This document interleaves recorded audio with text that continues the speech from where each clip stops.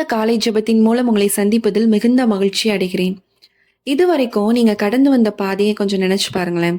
அந்த கஷ்டத்தை எல்லாராலையுமே தாங்கியிருக்க முடியாது. அந்த ஏமாற்றத்தை எல்லாராலும் கடந்து வந்திருக்கவும் முடியாது.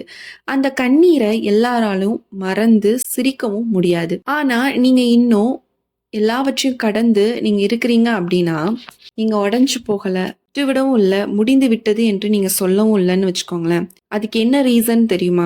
உங்களுடைய பலத்தினால் அல்ல, உங்களுக்கு தெரியாம உங்கள ஒரு கை தாங்கிக் கொண்டே இருக்குது. நீங்க விழுந்து விடுவீர்கள் என்று நினைத்த நேரத்துல, ஒரு கை வந்து என்ன பண்ணுதுன்னா, உங்கள பிடித்துக் கொண்டு இருக்கிறது. நீங்க மூழ்கி விடுவீர்கள் என்று நினைக்கிற நேரத்துல, ஒரு கை என்ன பண்ணுது அப்படின்னா, உங்கள பிடிச்சு உங்கள மேல தூக்கி விடுது. இன்று அந்த கரத்த பற்றி தான் நம்ம வந்து டீட்டெயிலா பார்க்க போறோம். அந்த கரம் உங்களுடைய வாழ்க்கையில இருக்கிறனால தான், நீங்க இன்னும் ஓடிட்டு இருக்கீங்க. எவ்ளோ கஷ்டங்கள் வந்தாலும், எவ்ளோ பலவீனங்கள் வந்தாலும், எவ்ளோ கஷ்டமான சூழ்நிலைகள் வந்தாலும், எல்லாரும் உங்கள விட்டு போனாலும், அந்த ஒரு கை உங்கள தாங்கி, உங்கள வழிநடத்தி, இந்த நாள் வரைக்கும் ஒரு விசுவாசத்துல நான் இருக்கேன்னு உங்கள கூட இருந்து மோட்டிவேட் பண்ணி உங்கள வழிநடத்தி வந்துட்டுருக்கு. இன்னைக்கு அந்த கரம் உங்களுடைய வாழ்க்கையில செய்யப்போற அற்புதத்த பத்தி தான் நம்ம விரிவா பார்க்க போறோம். இந்த வீடியோவ நீங்க ஃபுல்லா பாருங்க. நிச்சயமா கர்த்தர் உங்களோடு கூட பேசுவார்.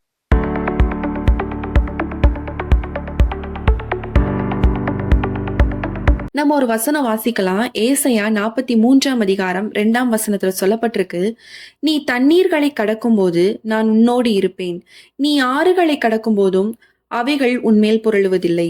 நீ அக்கினியில் நடக்கும்போது வேகாதிருப்பாய். அக்கினி ஜுவாலை உன் பேரில் பற்றாது. இந்த வார்த்தை பாருங்களேன். இது எவ்வளவு ஒரு வாக்குத்தத்தமான ஒரு அழகான ஒரு வசனம்னு பாருங்க. இதுல ஒரு வார்த்தை இருக்கு. நான் உன்னோடு இருப்பேன் என்று சொல்லி ஆண்டவர் சொல்றார். அதாவது இங்க என்ன தேவன் சொல்றான், உனக்கு பிரச்சனை வராது, உனக்கு கஷ்டமே வராது, உன்னுடைய வாழ்க்கையில போராட்டமே இருக்காதுன்னு ஆண்டவர் இங்க சொல்லல. இது வந்தாலும் நான் உன் கூட இருப்பேன் அப்படிங்கறத சொல்றாரு. எவ்வளவு அழகுன்னு பாருங்களேன். பாடுகள் வரும், கஷ்டங்கள் வரும், போராட்டம் வரும், ஆனாலும் நான் உன் கூட இருப்பேன்னு ஆண்டவர் எவ்வளவு அழகா நம்ம கிட்ட அந்த வார்த்தையை சொல்றான்னு பாருங்க. இதான் விசுவாசத்தோட உச்சக்கட்டம். இவ்வளவு கஷ்டம் வந்தாலும் நான் உன் கூட இருப்பேன் அப்படிங்கறத ஆண்டவர் இங்க சொல்றாரு. பிரச்சனை இல்லாத வாழ்க்கையே கிடையாது. நம்ம எல்லாருக்குமே தெரியும். பிரச்சனைக்குள்ளதான் தேவனுடைய பிரசனம், தேவன் நம்ம மீது வைத்திருக்கிற அன்பு எல்லாமே வெளிப்படும். ஒரு பிரச்சனையே இல்லாத லைஃப்னா ஆண்டவரை நம்ம தேடவும் மாட்டோம். ஆண்டவரை பத்தி நம்மளுக்கு தெரியவும் செய்யாது. உண்மையிலே சில நேரத்துல தேவன் நம்ம அருகில தான் இருப்பார். அந்த போராட்டத்தின் நடுவுல தான் நம்ம ஆண்டவர் நம்ம கூடயே தான் இருப்பார். கடல்ல ஒரு புயல் வந்தபோது சீஷர்கள் பயப்படுறாங்க. ஆனா இயேசு அதே படகில் தான் இருந்தார். புயல் இருந்துச்சு, அலை இருந்துச்சு, பயமும் இருந்துச்சு. ஆனா இயேசுவும் அங்கதான் இருந்தாரு. அதனாலதான் என்ன பண்ணல, அவங்க மூழ்கி போகல. அதாவது பிரச்சனைகள் இருக்கதான் செய்யும். இயேசு சுவாமி அங்கதான் இருப்பாரு. நம்ம அவரை நோக்கி அந்த டைம்ல கூப்பிட்டோம் அப்படின்னு வச்சுக்கோங்களேன், எல்லாமே நார்மல் ஆயிரும். அந்த போராட்டம் எல்லாமே என்ன ஆயிரும், அமைதல் ஆயிரும். ஒரு சின்ன ஒரு ஸ்டோரி சொல்றேன். அதை வச்சு சொன்னாலே உங்களுக்கு நல்ல டீட்டெயிலா புரியும். ஒரு சின்ன பையனும் தன்னோட அப்பாவும் என்ன பண்றாங்க அப்படின்னா, ஒரு மலை பாதையான ஒரு விஷயம், ஒரு மலை நல்லா ஊசியா இருக்கும். ஒரு மலையில லைட்டா இமேஜின் பண்ணிக்கோங்க, நடந்து போயிட்டு இருக்காங்க. நீங்க ஒரு சைட் பாத்தீங்க அப்படின்னா பள்ளம் நிறைஞ்சது, லைட்டா ஸ்லிப் ஆனா அந்த பள்ளத்துல விழுந்துடணும். இந்த சைட் பாத்தீங்கன்னா ஃபுல்லா ஊசி ஊசியான பாறையா இருக்கு. நடந்து போறதுக்கு ஒரு சின்ன வழிதான் இருக்குது. அந்த பையன் என்ன பண்றான்னா அப்பாவோட கையை பிடிச்சிட்டு நடந்து போறாங்க 2 பேருமே. சில நேரத்துல கொஞ்ச நேரத்துல என்னன்னா அந்த பையன் ரொம்ப பயந்துட்டான் அந்த 2 சைடு இதை பார்த்துட்டு. அப்ப வந்து அப்பா கிட்ட கேக்குறான், அப்பா நான் உங்க கையை பிடித்திருக்கிறேனா இல்ல நீங்க என் கையை பிடித்திருக்கிறீங்களா அப்படின்னு சொல்லி அவனுக்குள்ள பயத்துல, நான் தான் உங்களை பிடிச்சிருக்கேன், நீங்க என்ன பிடிச்சிருக்கீங்களா அப்படின்னு சொல்லிட்டு பயத்துல இந்த பையன் வந்து கேக்குறான்.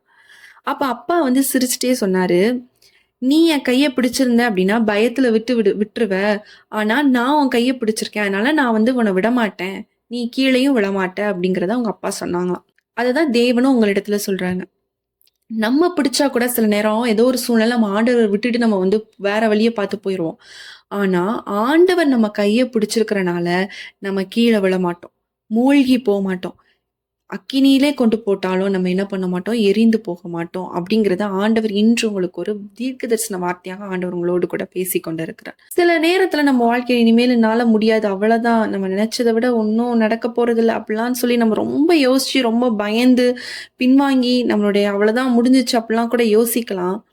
ஆண்டவர் என்ன சொல்றாருன்னா, நான் உன் கூட இருப்பேன், நான் உன் கையை பிடிச்சிருக்கேன், அதனால நீ வந்து தண்ணீர்லயும் மூழ்கி போக மாட்ட, கடக்கும் போதும் நீ ஆறுகளை கடக்கும் போகும்போதும் அது ஃப்ளோ ஆகாது, நீ அக்கினில் நடக்கும் போதும் உன் மேல ஒரு தீ கூட படாது அப்படிங்கறத ஆண்டவர் இன்று உங்களுக்கு இந்த வார்த்தையாக ஆண்டவர் உங்களோடு கூட பேசி கொண்டிருக்கிறார்.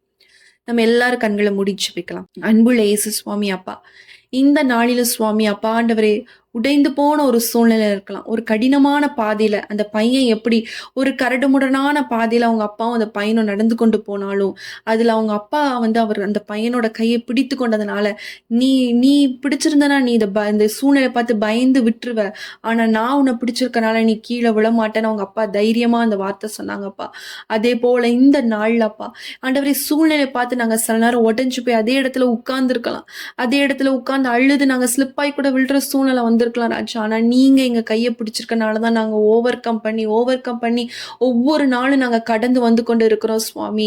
அப்ப ஆண்டவரே இப்பொழுது நாங்க நாங்க கடந்து வந்த பாதைய யோசிச்சு பார்த்தா, நான் இந்த பாதைய எப்படி கடந்தேனே எனக்கு தெரியல என்று சொல்ற அளவுக்கு கர்த்தர் எங்களை அற்புதமாக நீங்க வழிநடத்தி கொண்டு வந்திருக்கிறீரே ராஜா. அந்த கிருபைக்காய் நன்றி செலுத்துகிறோம் தகப்பனே.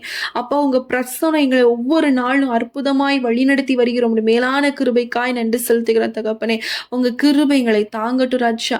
அப்பா நாங்க தண்ணீரை கடக்கும் பொழுது கர்த்தாவே நான் உன்னோடு கூட இருப்பேன் என்று சொன்னீர்க்கிறீரே. ஆறுகளை கடக்கும்போது உன்மேல் புரளுவதில்லை என்று சொன்னீரே சுவாமி.